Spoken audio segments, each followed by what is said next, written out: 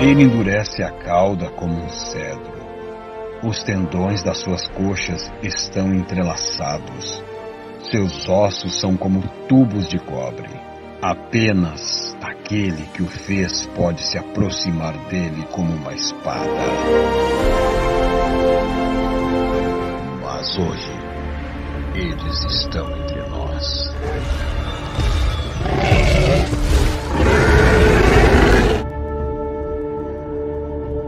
Quarentena Rex.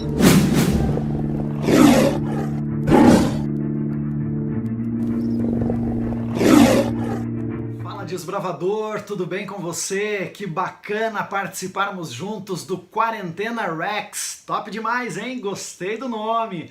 Agradeço o convite do meu amigo pastor Douglas Pino e eu creio que a galera deve estar curtindo demais. Muito legal a gente pensar nos dinossauros, falar sobre dinossauros, isso aí aguça a nossa imaginação, é tanta curiosidade, é tanta coisa interessante para a gente pesquisar. E por falar em curiosidades, você sabe qual é o ano em que foi cunhado o termo dinossauros? Dinossauros significa lagartos terríveis. Obviamente eles não eram lagartos, mas pareciam lagartos, por isso receberam esse nome. Richard Owen cunhou esse termo em 1841.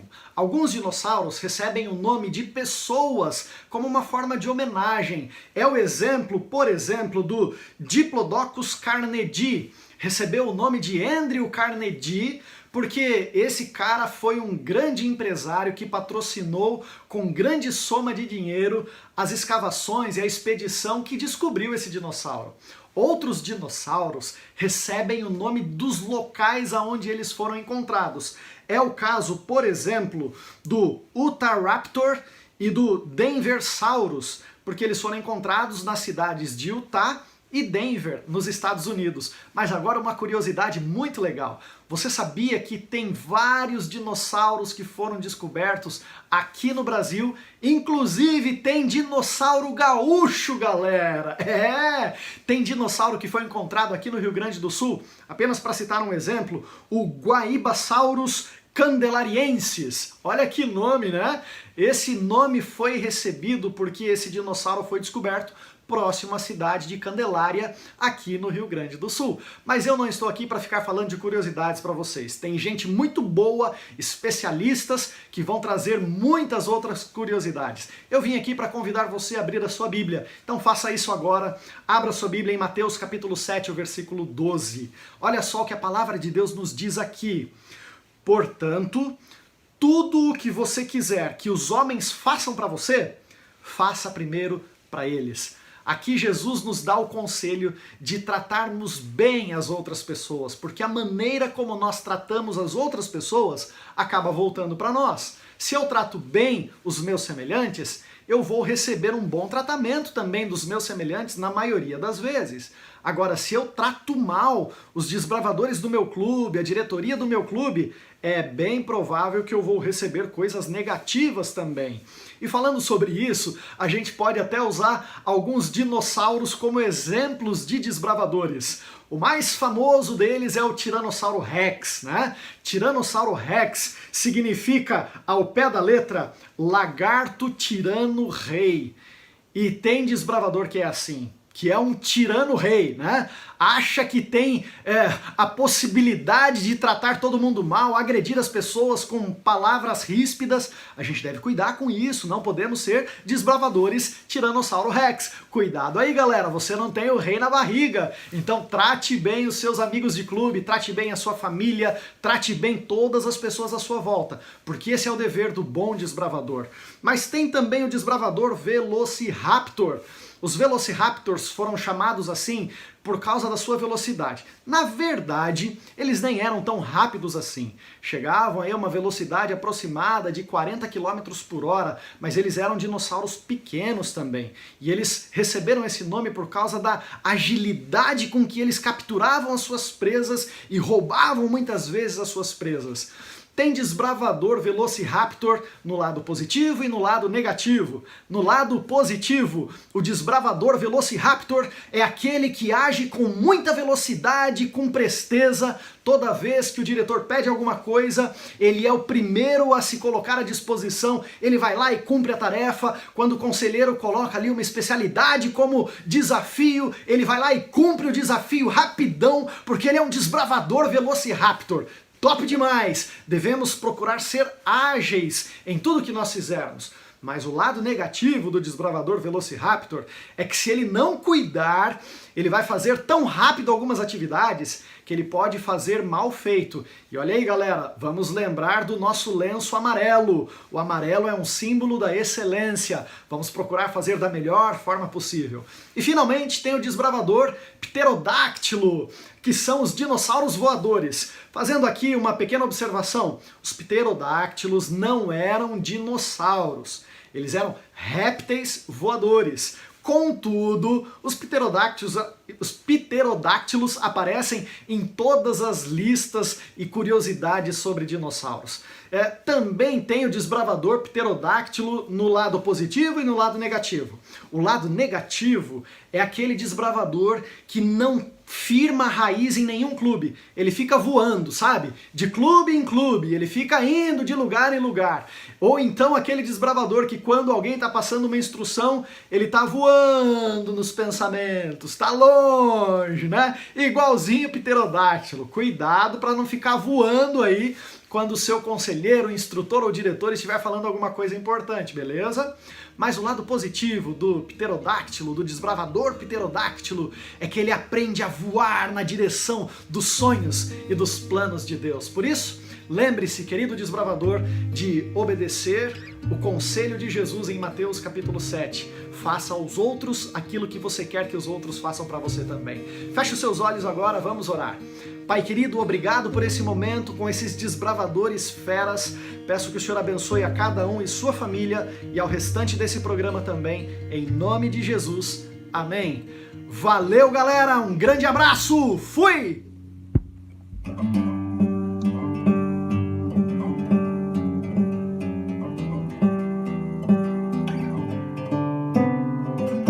Lâmpada para os pés, luz para o caminho, nós teremos, unidos pela palavra, espada de poder, verdade que liberta, nós teremos, unidos pela palavra, com porção dobrada do Espírito. Ó Senhor, vem nos encher, faz-nos unidos pela palavra, nós faremos grandes maravilhas ao descer o seu poder. Faz-nos unidos pela palavra.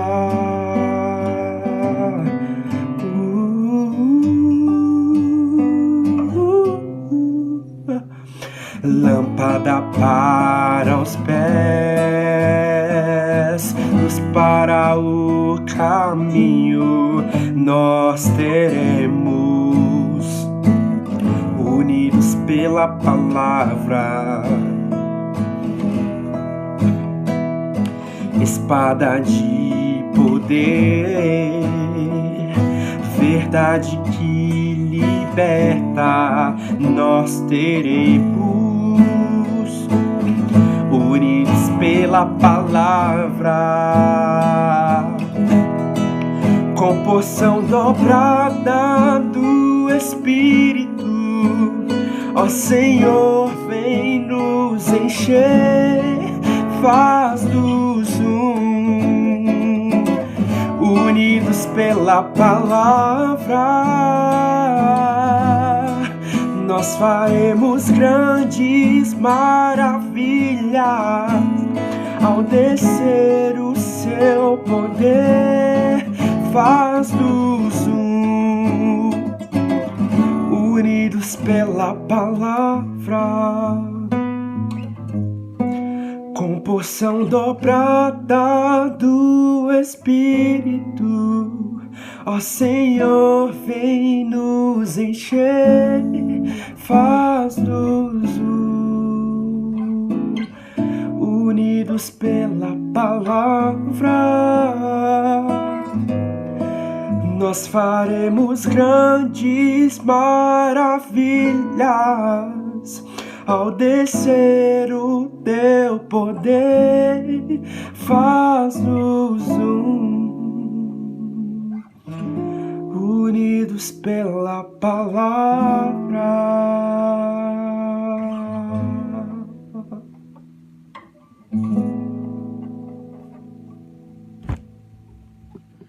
Olá, desbravador, tudo bem? Como você está? Nós estamos aí praticamente no penúltimo dia da nossa quarentena Rex e hoje o pastor Moisés Mora, ele falou para nós aí e deu algumas dicas sobre dinossauros, né? E a pergunta valendo o prêmio hoje, e o prêmio é o seguinte: o prêmio, você vai ganhar um pin, certo? Dentro do seu kit ali, não é verdade? Então, eu vou te dar mais um pin diferente dentro daquela nossa coleção, tá? Para quem acertar a pergunta de hoje. Combinado? Então tá bom. A pergunta é a seguinte. E tem que ser rápido. Só vale um hoje. É um só e acabou. A pergunta é... Eu falo agora ou eu deixo pro final do vídeo? Então vai. Presta atenção, hein? A pergunta é... Qual a cidade que homenageia, né, o dinossauro brasileiro, ou melhor, o dinossauro gaúcho? Valendo! Olá, desbravador, tudo bem? Maranata, aqui é o pastor Douglas e eu volto aqui hoje para falar com você algo muito especial. Agora nós estamos atrás da Pedra Molhada. E aí, como que vai a sua coleção? Vai bem? Olha, eu sou desbravador há muito tempo. E no clube eu já pude fazer várias coisas. Uma das coisas mais legais assim de aventura que eu já fiz foi aprender a mergulhar. Então eu já mergulhei em vários lugares aí do Brasil, em vários tipos de mergulho. E para mim, toda vez que eu vou mergulhar, é como se eu entrasse num novo mundo. É diferente, sabe? Quando você mergulha e entra totalmente embaixo d'água, você começa a ver ali peixes diferentes, você começa a ver ali estrelas do mar, corais de todas as cores e formas diferentes. É um mundo novo, é diferente, é como se fosse uma nova vida. Fantástico. Se você pesquisar, mergulho em grego significa batismo. Olha que legal, né? Eu já fui batizado. Eu gostaria de convidar você a fazer o melhor mergulho da sua vida, que é o batismo. Nele, você vai, além de conquistar essa pedra molhada, você vai entrar por um novo mundo. Um mundo onde você faz parte da família de Deus. Aproveite essa oportunidade e toma a sua decisão para esse maravilhoso mergulho através do seu batismo. Fique com Deus.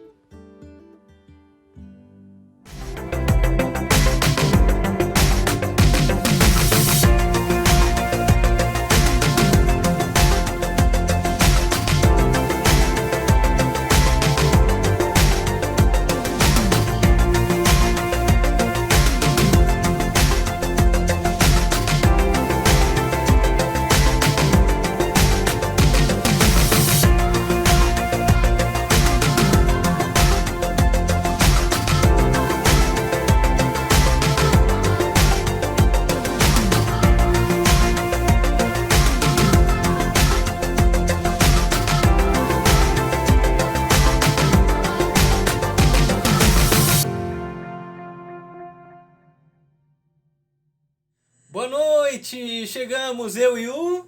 Lucas. Isso aí, nós estamos aqui prontos para mais um sorteio. Olha o que tem na tela. Um pin. Um pin, uma bandeirinha do Paraguai, acho que é, né? É Paraguai, né? Eu acho. E depois nós temos ali também outro pin, que tem ali o logo JA, Tá. Aventureiro. e Desbravador, né? Isso aí. E depois nós temos também o último sorteio dessa noite, vai ser de mais um colete! Aê! Quem quer um colete, né? Todo mundo quer um colete. O colete é legal, né? Pra colocar os pins, os trunfos ali que a gente não foi em alguns eventos. Mas olha só, vamos pro sorteio então? Quem vai apertar no botãozinho hoje é o Lucas, tá? Lucas, vamos fazer o seguinte. Vai ali, aperta no F9, isso. E aí quando eu disser solta, tu solta, tá? Tá. Bora lá então. Primeiro sorteio, aí, Kaique Pinto Berni dos Santos, Clube Sentinela. Muito bem, esse aí ganhou o pin da bandeirinha do Paraguai, né? Aquele pin primeiro. Depois agora é o pin aquele com os 3 logos, né? Vamos lá, aperta F9 de novo, Lucas. Aperta F9, vai lá, solta. Aí, Rita de Cássia Dutra Vieira dos Santos, da região Epsilon. Muito bem, ganhou o que é? Aquele pin, né? Que tem os 3 logos, né? E agora o colete, chegou a hora. Quem quer o colete, bota eu quero aí no chat, né? Vamos ver quem vai levar essa noite. Aperta F9, Lucas, o último, segura. Solta. Lisiane Gross de Oliveira, do Clube Tarumã. Muito bem, levou mais um colete. Parabéns, né? Parabéns, né, Lucas? Amanhã nós temos mais sorteio. E agora nós vamos ter mais sorteio e mais brindes ainda. E daqui a pouquinho tem mais um sorteio também, né? Que é o sorteio do prêmio aquele, da pergunta que o pastor faz com relação a quem prestou atenção. Aí, quem tá no chat, quem tá online, né? Ele vai fazer uma pergunta sobre o que aconteceu ali na mensagem espiritual que foi dada. E aí quem responder primeiro no chat leva. Beleza? Tchau então pra vocês!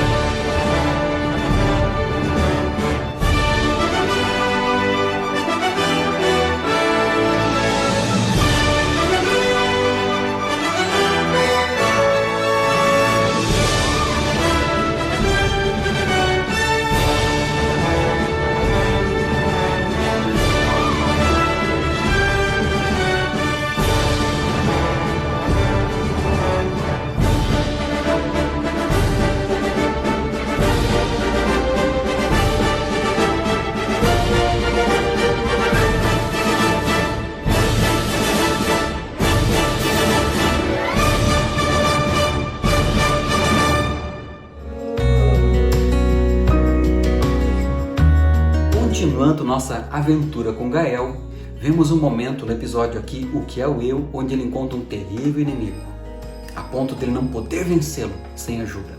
Quem era esse inimigo? Ele mesmo. Essa é uma verdade. A luta contra o Eu é uma terrível luta. O apóstolo Paulo falou sobre isso. Ele disse assim, olha, aquilo que eu quero fazer, que eu sei que é o certo, não faço. Aquilo que eu não quero fazer, que eu sei que é errado, isso eu tenho vontade de fazer, isso que eu acabo fazendo. Isso acontece com você também? Nessa luta contra o próprio eu, nós precisamos buscar ajuda externa, pois afinal, aqui em Jeremias 13:23, a Bíblia fala o seguinte: o leopardo consegue mudar as suas manchas? A resposta é óbvia, não. Você precisa de ajuda externa para lutar contra essa natureza.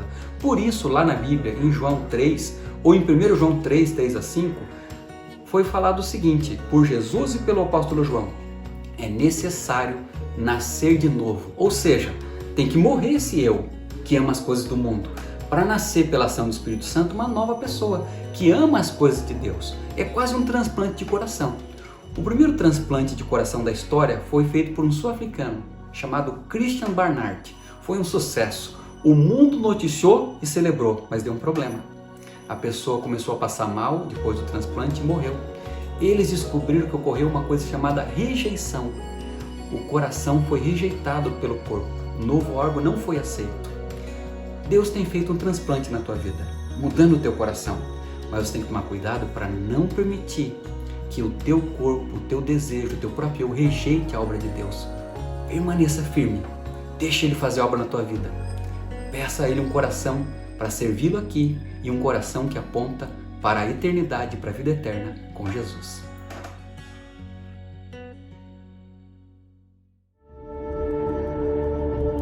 Quarentena Rex.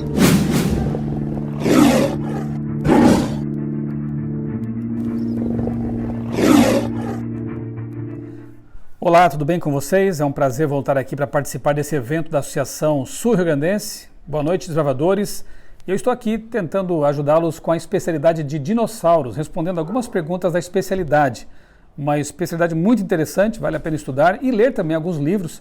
Eu vou deixar aqui mais uma vez a recomendação de que vocês leiam o meu livro Terra de Gigantes, O que aconteceu com os dinossauros, um livro que foi publicado pela Casa Publicadora Brasileira. Tenho certeza de que vocês vão gostar dessa leitura. Eu vou responder nesta noite a última pergunta, não é a última da especialidade, mas daquelas que eu escolhi responder. Eu vou agrupar aqui também duas perguntas numa só e responder para vocês. A primeira é como nasciam os dinossauros e a segunda, definir alguns tipos aqui de dinossauros. Eu escolhi dois para definir, os saurópodes e os terópodes. Bem, como todo réptil, dinossauros nasciam de maneira ovípara, né? Eles punham ovos, assim então eles nasciam. Como as lagartixas, como os jacarés, os dinossauros também colocavam ovos. E eu vou falar aqui um pouquinho sobre os saurópodes. Resumidamente, saurópodes eram os herbívoros. Eu tenho aqui, por exemplo, o brachiosauro, aquele que eu já citei aqui numa das noites, gigantesco dinossauro, pescoço comprido, né? Cauda comprida também. Possivelmente ele esteja descrito lá no livro de Jó, na Bíblia, quando Jó ali, o livro cita o behemoth, um animal que tinha grandes proporções, uma cauda poderosa como cedro, o que parece bater bem com a descrição aqui de quem sabe, um brachiosauro. Brachiosauros e outros herbívoros eram categorizados aí como sendo saurópodes. Eu tenho aqui também um triceratops. Será que você consegue imaginar por que ele é chamado de triceratops? Top, chifre, e tri, tá aqui, ó. Aliás, tri legal, né? Esse dinossauro aqui, não acha?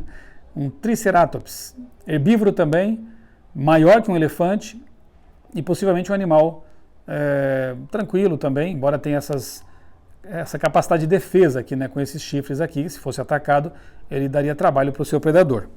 E tinha os terópodes, que grosso modo eram os carnívoros, como o Velociraptor e o famoso T-Rex. Aqui está o Tiranossauro Rex, que é chamado assim por ter sido considerado o rei dos dinossauros tiranos, por isso Tiranossauro Rex.